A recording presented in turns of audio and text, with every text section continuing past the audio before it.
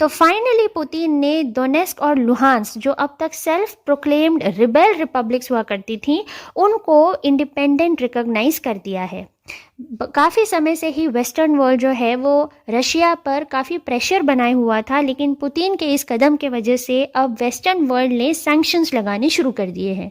हम उन सैंक्शंस के बारे में भी जानेंगे, लेकिन उससे पहले हम इन दो रीजन्स के बारे में थोड़ी जानकारी ले लेते हैं। 2014 में जब रशिया ने क्रीमिया को अनेक्स किया था, तब ये दोनों जो इलाके हैं ये कीव के कंट्रोल से बच निकले थे। इन दोनों एरियाज को मिलाकर ही डॉनबास रीजन कहा जाता है। 2014 के बाद ही यूक्रेनियन आर्मी और यहाँ पे जो सेपरेटिस्ट रहते हैं इन इलाकों में, जिनको मॉस्को का सपोर्ट है, इन दोनों के बीच में निरंतर कॉन्फ्लिक्ट्स होते चले आए हैं, जिसकी वजह से अब तक करीब 14,000 लोगों की मौत हो चुकी है। डोनेस्क की बात करें तो पूरे डॉनबास इलाके के माइनिंग बेसिन की ये सबसे मेन सिटी बनती है, जिसके कारण ये स्लैग हीप्स से सराउंडेड है। स्लैग हीप्स यानी जब चट्टानों में से मेटल्स को अलग कर दिया जाता है, उसके बाद जो मलबा बचता है उसे स्लैग हीप्स कहते हैं। ठीक है। कभी इसका नाम स्टालिनो हुआ करता था और ये बहुत ही बड़ी इंडस्ट्रियल हब है, जिसमें माइनिंग इंडस्ट्री सबसे ज़्यादा डोमिनेट करती है, और इसी के कारण यूक्रेन के मेन स्टील प्रोड्यूसिंग सेंटर्स में से एक डोनेस्क सिटी है। लुहांस्क की बात करें तो ये भी एक काफ़ी बड़ी इंडस्ट्रियल सिटी के रूप में उभरी है, और पहले इसका नाम वोरोशिलोवग्राद हुआ करता था।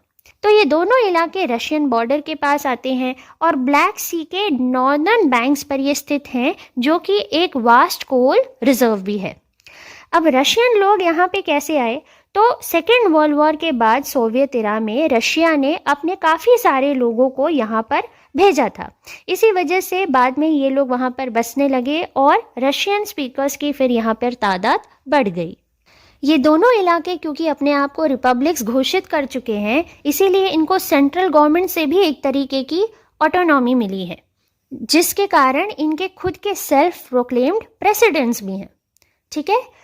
डॉनबास हमेशा से एक कॉन्फ्लिक्टेड एरिया रहा है कीव और मॉस्को के बीच में, यानी यूक्रेन और रशिया के बीच में, क्योंकि ये माना जाता है कि जो ईस्टर्न यूक्रेन का पार्ट है वहाँ पे रशियन स्पीकिंग लोगों की तादाद बहुत ज़्यादा है, इसीलिए उन्हें यूक्रेनियन नेशनलिज्म से प्रोटेक्ट करके रखा जाना चाहिए, ऐसा क्लेम ऑफ कोर्स रशिया का है। तो ये कॉन्फ्लिक्ट्स बहुत ज़्यादा बढ़ गया था 2014 के बाद ही, जब रशिया ने क्रीमिया को एनेक्स कर दिया था। तब से ही निरंतर कॉन्फ्लिक्ट्स यहाँ पे होते रहे हैं, और जितने भी रेफरेंडम्स भी हुए हैं जो जिनके अनुसार ऐसा माना गया है कि ये इंडिपेंडेंट है या इनको रशिया का पार्ट बनना चाहिए, उनको किसी भी इंटरनेशनल कम्युनिटी से कोई भी रिकग्निशन कभी नहीं मिला। इस कॉन्फ्लिक्ट को रिजॉल्व करने की भी कोशिशें की गई थी, जैसे 2015 में मिन्स्क अग्रीमेंट हुआ था, लेकिन उसका भी कोई नतीजा नहीं निकला है, क्योंकि फ्रीक्वेंटली वहाँ पर कुछ ना कुछ गतिविधियाँ चलती ही रहती हैं। और दोनों ही कीव और जो सेपरेटिस्ट हैं वो एक दूसरे पर इल्ज़ाम लगाते आए हैं कि दोनों ने ही जो अग्रीमेंट्स हैं उनका उल्लंघन किया है, और आए दिन वहाँ पर सीज फायर का उल्लंघन भी होता रहता है।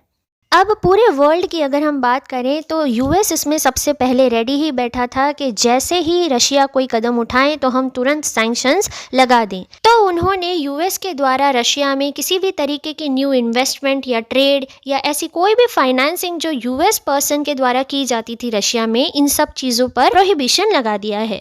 और इसी के साथ ये भी कहा है कि ये तो बस छोटी मोटी सैंक्शंस हैं, अगर ज़्यादा बड़ा कदम कुछ रशिया उठाएगा तो और बुरे सैंक्शंस फिर उस पर लगा दिए जाएंगे।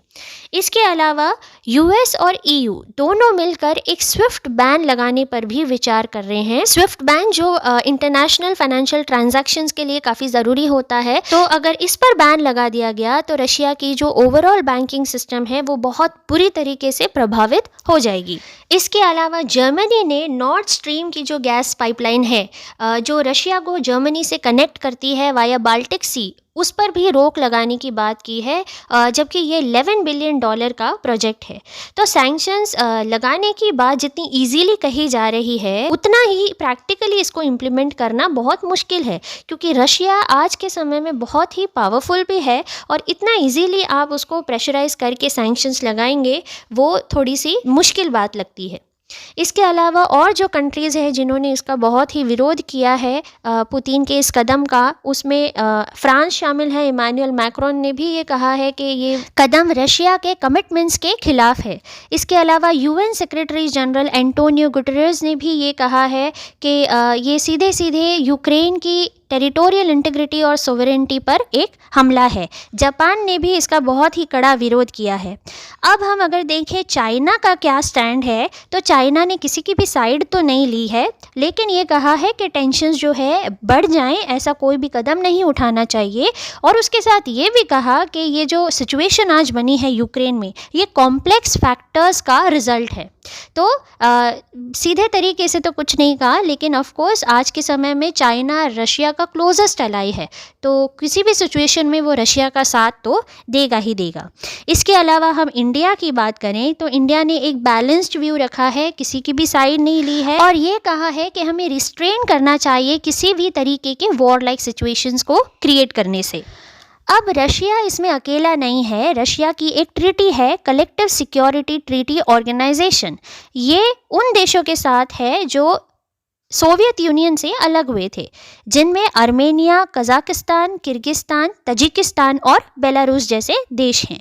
तो ये किसी भी हाल में रशिया का साथ देंगे ही देंगे। इसके अलावा ईरान भी एक ऐसा देश बन सकता है जो रशिया का साथ देगा, क्योंकि ईरान की यूएस के साथ जो न्यूक्लियर डील पे खटपट चल रही है इतने सालों से, वो जग जाहिर है, राइट। बस अब इस मुद्दे पर और जो भी नई नई डेवलपमेंट्स होती हैं हमें उस पर नज़र रखनी होगी। आज हमने इन 2 रीजन्स के बारे में देखा, क्योंकि ये 2 ही रीजन्स कॉन्फ्लिक्टेड एरियाज़ हैं जिनके ऊपर पूरी चर्चा चल रही है।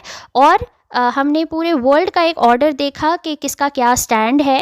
तो बस इसी तरीके से आप अपने एंड पर भी कोई नई लोकेशंस आती हैं तो उनको मैप में लोकेट कीजिए, ताकि इनकी लोकेशंस आपके दिमाग में बहुत अच्छी तरीके से बैठ जाए।